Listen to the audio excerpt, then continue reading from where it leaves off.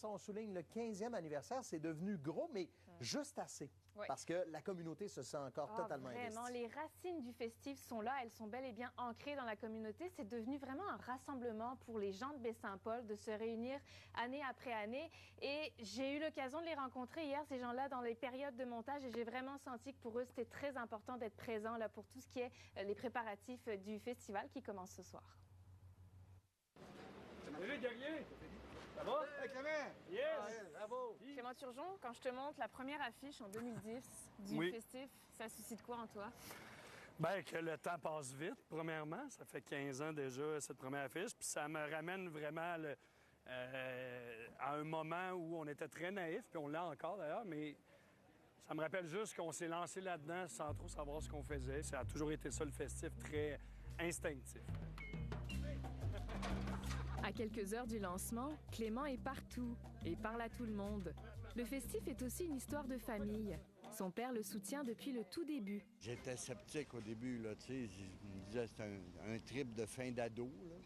On part à un festival, l'année d'après, on passe à autre chose. Mais plus ça avançait, puis Clément et son équipe prennent énormément de risques, là. Puis je suis surpris à chaque année que tout fonctionne, malgré, tu vois, il y a 2 ans, un vent incroyable qui a détruit bien des choses.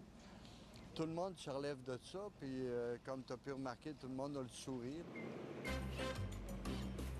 C'est ainsi que le festif a pris une place particulière dans la communauté de 7600 habitants. 800 employés et bénévoles mettent la main à la pâte, comme cette résidente qui prépare tous les ans son terrain pour accueillir des campeurs. Fait que j'installe une douche extérieure, une cuisine extérieure, puis j'installe tout ça pour que les gens soient confortables. J'offre les déjeuners le matin. Tu sais, j'aime accueillir vraiment. Le festif a à cœur que la communauté se sente concernée puis se sente impliquée dans ce festival-là, puis par toutes sortes de moyens. Fait que nécessairement, nous, ça nous donne envie. Tu sais, ça va dans les deux sens. Chaque année, les restaurants et les hôtels sont pleins. Les retombées économiques sont évaluées à 5 millions de dollars. Si je n'avais pas fait le festival, j'aurais fait quelque chose qui aurait eu un impact sur Baie-Saint-Paul, parce que moi, c'est une ville qui m'habite. Tu sais, j'ai pratiquement jamais déménagé. C'est un endroit qui m'inspire année après année. Fait que ma grande fierté, c'est ça, c'est que ça a un impact concret sur la ville. Maintenant, Baie-Saint-Paul est connu partout. Puis c'est un peu, tu sais, entre autres, grâce à nous, il y a plein d'autres raisons, mais on fait partie de ces raisons-là. Puis ça, pour moi, c'est une grande fierté. Longue vie au festif! Yeah!